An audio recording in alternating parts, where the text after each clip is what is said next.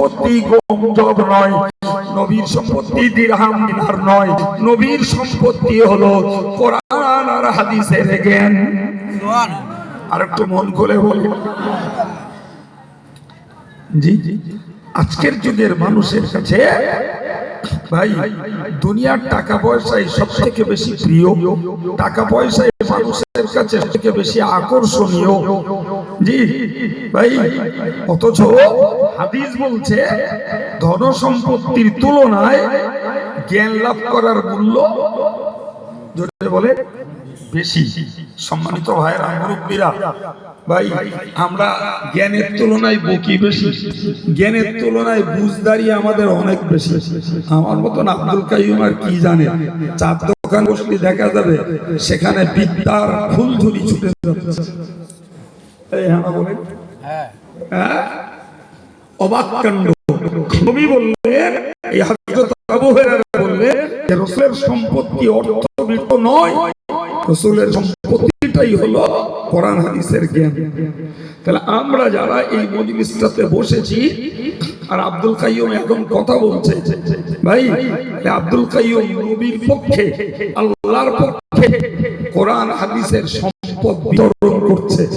এই মানুষগুলো সেই সম্পদগুলোকে কুড়াচ্ছে নিজের কান দিয়ে, মন দিয়ে।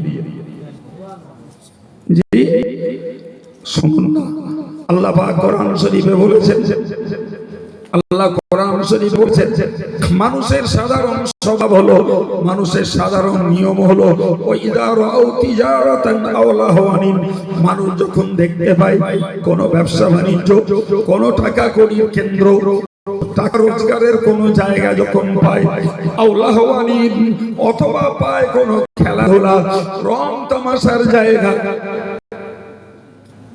দুটো যখন এরা পায় কোন টাকা রোজগারের জায়গা, যে কোন ব্যবসা কেন্দ্র, অথবা পায় কোন খেলাধুলা রং তামাশা চিত্ত বিনোদনের কোন জায়গা, ইনফাদু ইলাইহা।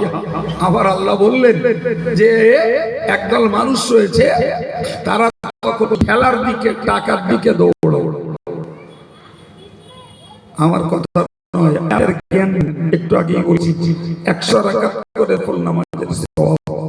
প্রিয় নবী বললেন, মহান আল্লাহ বললেন যে একদল মানুষ রয়েছে যাদের অভ্যাস হলো যদি ব্যবসা বাণিজ্য, টাকা কড়ি রোজগারের কোন কেন্দ্র পায়, অথবা কোন খেলাধুলো রং তামাশা, কোন চিত্ত বিনোদনের জায়গা পায়, ইনফাদু ইলাইহা, তারা তখন সেই দিকে দৌড়ায়।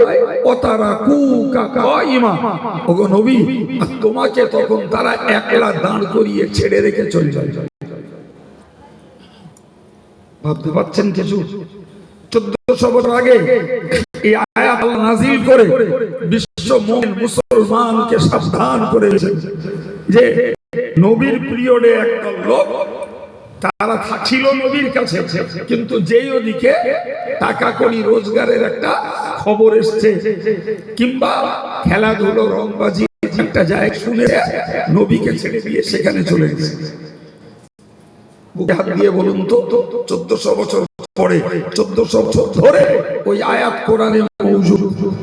জি 1400 বছর পরে আমরা এই দেশে দেখতে পাচ্ছি ভাই যে বর্তমান সময়ের ম্যাক্সিমাম নারী আর পুরুষ, জি পুরুষগুলো যেমন অর্থের দিকে বেশি আকৃষ্ট, আর নারী পুরুষ উভয় খেলাধুলা, বিচিত্র অনুষ্ঠান, জি আর রং তামাশা, চিত্ত বিনোদনের দিকে বেশি আকৃষ্ট। জি এই আব্দুল কাইয়ুম কোরআনের পক্ষে, হাদিসের পক্ষে যত কথাই বলুক না কেন ভাই, এর প্রতি আকর্ষণ এখানে বলে কথা না, সর্বত্র আকর্ষণ কম। ওই খেলাধুলা রংবাজি বিচিত্র অনুষ্ঠান, জি আর গান বাজনার প্রতি মানুষের আকর্ষণ বেশি। ঠিক নয়? কথা বলছেন না কেন? ঠিক ভাই, এই